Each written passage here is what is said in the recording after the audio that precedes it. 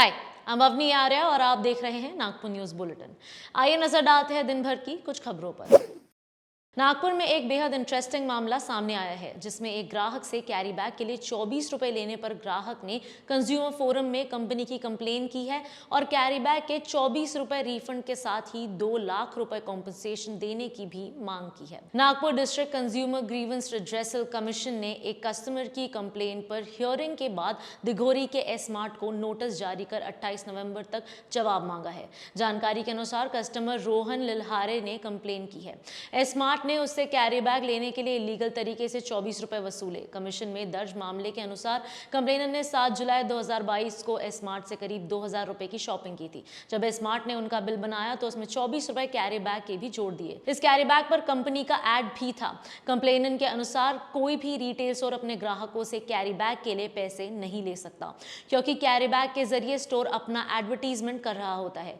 ऐसे में एडवर्टीजमेंट भी करना और कस्टमर्स से ही उस एडवर्टीजमेंट के पैसे लेना गलत है। कंप्लेनर ने अपने वकील के जरिए एस्मार्ट को कानूनी नोटिस भेजकर 24 रुपए रिफंड देने के लिए कहा था, लेकिन एस्मार्ट ने इस पर ध्यान नहीं दिया। इसके बाद कस्टमर ने कंज्यूमर फोरम में शिकायत की। शिकायतकर्ता कस्टमर के वकील ने कमीशन को बताया कि कंज्यूमर एक्ट के अनुसार शॉपिंग स्टोर की यह जिम्मेदारी है कि वो अपने कस्टमर्स को कैरी बैग जैसी जरूरी सुविधाएं free of cost they. Company के इस बर्ताव के कारण कस्टमर को फाइनेंशियली और मेंटली तकलीफ हुई है। ऐसे में फोरम कंपनी को यह आदेश दे कि न सिर्फ कैरी बैग के 24 रुपए कस्टमर को रिफंड करे, बल्कि मुआवजे के रूप में 2 लाख रुपए भी दे। इससे लिटिगेशन एक्सपेंसेस के लिए 50,000 और लीगल नोटिस के लिए 5,000 रुपए 24% इंटरेस्ट के साथ दे। इस मामले में अब आगे की हियरिंग 28 नवंबर को होगी। अब देखना यह होगा कि कंज्यूमर फोरम इसमें क्या रिजल्ट देता है।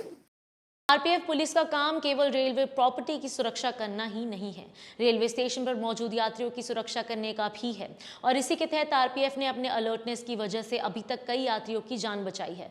पिछले 9 महीनों में सेंट्रल रेलवे ने 62 यात्रियों को पटरियों पर गिरते समय बचाया है।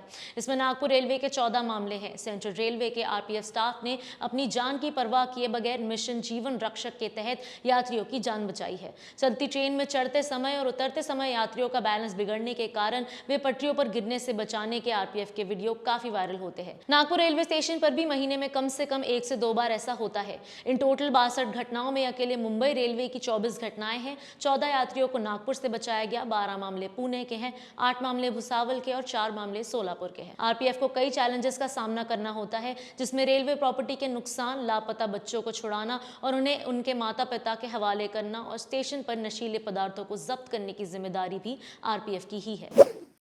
ट्रैफिक रूल्स को तोड़ने वालों की अब खैर नहीं होगी, क्योंकि जिन गाड़ी चालकों का 5 से 6 बार चालान हो चुका है, ऐसी गाड़ी चालकों के ड्राइविंग लाइसेंस कुछ दिनों के लिए या महीनों के लिए सस्पेंड किए जाएंगे। ये instructions deputy CM Devendra Fadnavis ने ऑफिसर्स को दिए हैं। रोड सेफ्टी की मीटिंग में मौजूद अधिकारियों को उन्होंने कहा है कि हाईवेज पर ज्यादा स्पीड से लेन बदलने वालों पर कार्रवाई के लिए स्क्वाड बनाए। इन स्क्वाड्स के द्वारा स्पीड से गाड़ी चलाने वाले लोगों पर कार्रवाई करे। इस दौरान उन्होंने ये भी कहा कि नागपुर मुंबई समृद्धि महामार्ग पर एक्सीडेंट रोकने के लिए विश्व स्तरीय स्मार्ट तकनीक का यूज किया जाएगा। फडणवीस ने बताया कि स्टेट में टोटल 1004 ब्लैक स्पॉट्स हैं। 72% एक्सीडेंट्स का कारण स्पीड होती है। ब्लैक स्पॉट्स पर एक्सीडेंट का प्रमाण 53% है। उन्होंने बताया कि रोड एक्सीडेंट्स को रोकने के लिए और मदद के लिए मृत्युंजय दूत प्रोजेक्ट शुरू किया गया है। प्रोजेक्ट के तहत राज्य में 5351 दूत अपॉइंट किए गए हैं। ट्रैफिक से मिली जानकारी के अनुसार 1 जनवरी से 26 सितंबर के बीच नागपुर में 7 लाख से ज्यादा चालान किए गए हैं। 8 करोड़ से ज्यादा फाइन वसूला गया है। जानकारी यह भी है कि 6 लाख से ज्यादा चालक का 30 करोड़ रुपए अब भी बाकी है। कोरोना के समय लोगों के लिए स्पेशल ट्रेन चलाई गई थी और उस समय रेलवे ने मनमाना किराया वसूल किया था। अब दिवाली में भी स्पेशल ट्रेन के नाम पर रेलवे ज्यादा किराया ले रही है। इन ट्रेन में नॉर्मल किराए से ज्यादा किराया रेलवे ने वसूल किया है। नागपुर से मुंबई के लिए 2 स्पेशल ट्रेन चलाने का डिसीजन लिया है और इन दिनों में ही ज्यादा किराया लिया गया है। इसी प्रकार से अजनी से पुणे के बीच 18 अक्टूबर से लेकर 29 नवंबर तक स्पेशल ट्रेन चलाई जा रही है।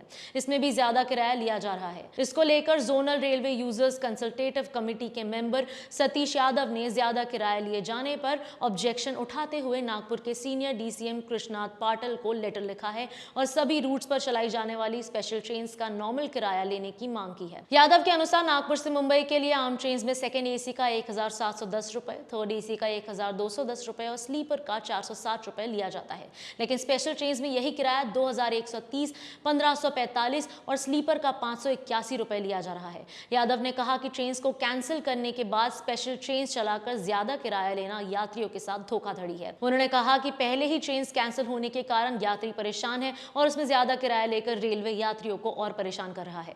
उन्होंने लेटर लिखकर ये मांग की है कि स्पेशल ट्रेन का किराया भी नॉर्मल ट्रेन के बराबर ही ले।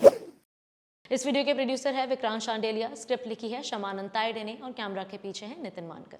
आज के लिए इतना ही, कल फिर मिलेंगे नई न्यूज बुलेटिन के साथ। Nation next news hub for new India.